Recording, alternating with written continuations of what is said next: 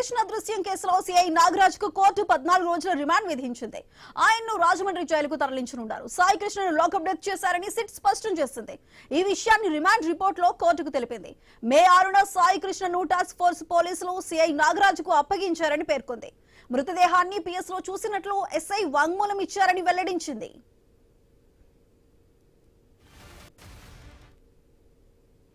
Sai కృష్ణను CI Nagaraju కోర్టులో హాజరుపరచలేదని SIT అధికారులు వివరించారు. సాయి కృష్ణపై నాన్ బైలబుల్ వారెంట్ పెండింగ్ లో ఉందని సిట్ కోర్టు దృష్టికి తీసుకువెళ్లింది. కృష్ణలంక పిఎస్ లో మే 1 నుంచి జూన్ 1 వరకు సీసీ ఫుటేజ్ లభించలేదని వెల్లడించింది. సీసీ ఫుటేజ్ మాయంపై సిఐ నాగరాజు సరైన సమాధానం చెప్పలేదని తెలిపింది. 17 మంది సాక్షులను విచారించామని రిమాండ్ రిపోర్ట్ లో సిట్ పేర్కొంది.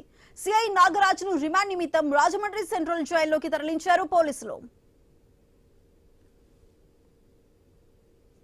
14 రోజులు రిమాండ్ చేశారండి. రాజమండ్రికి ఈ రిమాండ్ జ్యుడిషియల్ రిమాండ్ ఇచ్చారు.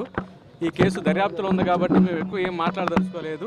మేము ఈ విషయం మీద న్యాయ పోరాటం చేస్తాము. నాగరాజు గారిని మాత్రం ఫాల్స్గా ఇంప్లికేట్ చేశారు ఈ కేసులో అని చెప్తాను. వాళ్ళ ఇన్వెస్టిగేషన్లో ఏముందనేది మేము దాన్ని పరిశీలిస్తున్నామండి. ఎంతవరకు మాకు న్యాయ పోరాటం చేయడానికి సిద్ధంగా ఉన్నాం. వాళ్ళు ఏం రాస్తారో పరిశీలించి దాన్ని బట్టి మేము తర్వాత నిర్ణయం తీసుకుంటాం. రిమాండ్ రిపోర్టు పూర్తిగా వేయలేదని వాళ్ళు ఒక 17 మంది సాక్షులు మాత్రం. సాయి కృష్ణ దృశ్యం కేసులో సిఐ నాగరాజుకు కోర్టు మొత్తం 14 రోజుల రిమాండ్ విధించింది. ఆయన్ను రాజమండ్రి జైలుకు తరలించనున్నారు. దీనికి సంబంధించి పూర్తి డీటెయిల్స్ మా ప్రతినిధి గణేష్ అందిస్తారు. గణేష్, చెప్పండి, సాయి కృష్ణను మొత్తంగా లాకప్ డెత్ చేశారంటూ కూడా సిట్ క్లారిటీ ఇస్తుంది. అసలు ఈ విషయాన్ని రిమాండ్ రిపోర్ట్ లో కూడా కోర్టుకు తెలిపమంటుంది. అసలు ఈ రిమాండ్ రిపోర్ట్ లో ఇంకా ఏ విషయాలను వెల్లడించింది సిట్?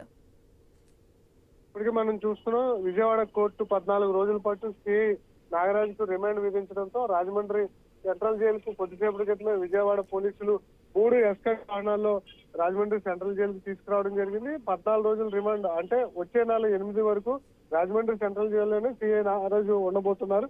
అయితే సిట్ మనం చూస్తున్నాం కదా, ఇప్పటికే సాయి కృష్ణ మిస్సింగ్ కి సంబంధించి కొంత క్లారిటీ ఇవ్వడం జరిగింది. విజయవాడ కోర్టుకు కృష్ణలంక పోలీసుల కస్టడీలోనే సాయి కృష్ణ మృతి చెందినట్లుగా అధికారి అంటే విజయవాడ కోర్టుకు తెలపడం జరిగింది. తీవ్ర గాయాలై సాయి కృష్ణ మరణించి ఉండవచ్చు అని చెప్పి సిట్ అభిప్రాయం వ్యక్తం చేసింది. మే 6న సాయి కృష్ణను మార్కాపురంలో పట్టుకుని కృష్ణలంకకు పిఎస్ కు తీసుకొచ్చారని చెప్పి సిట్ తెలిపింది. సాయి కృష్ణ పోలీస్ కస్టడీలోనే ఉన్న విషయాన్ని దాచి కావాలనే హైకోర్టుకు తప్పుడు సమాచారం ఇచ్చారని చెప్పి సిట్ విజయవాడ న్యాయస్థానానికి తెలిపింది.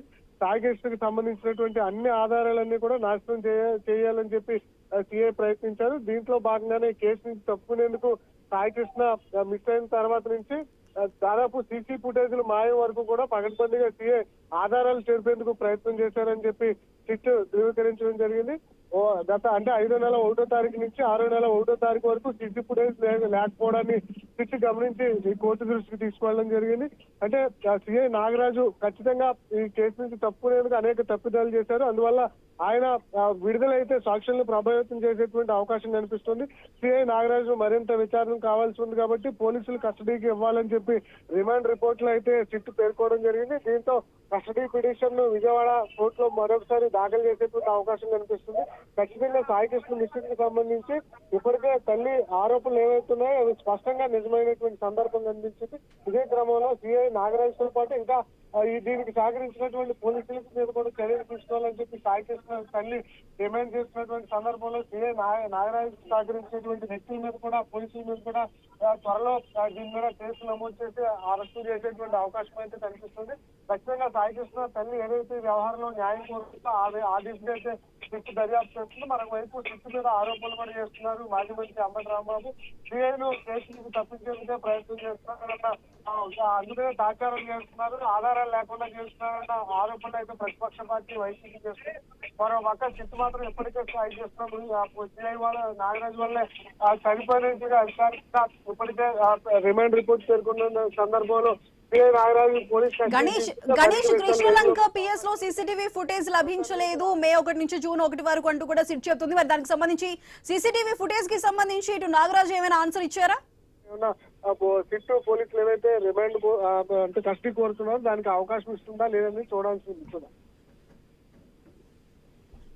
Right Ganesh, thank you.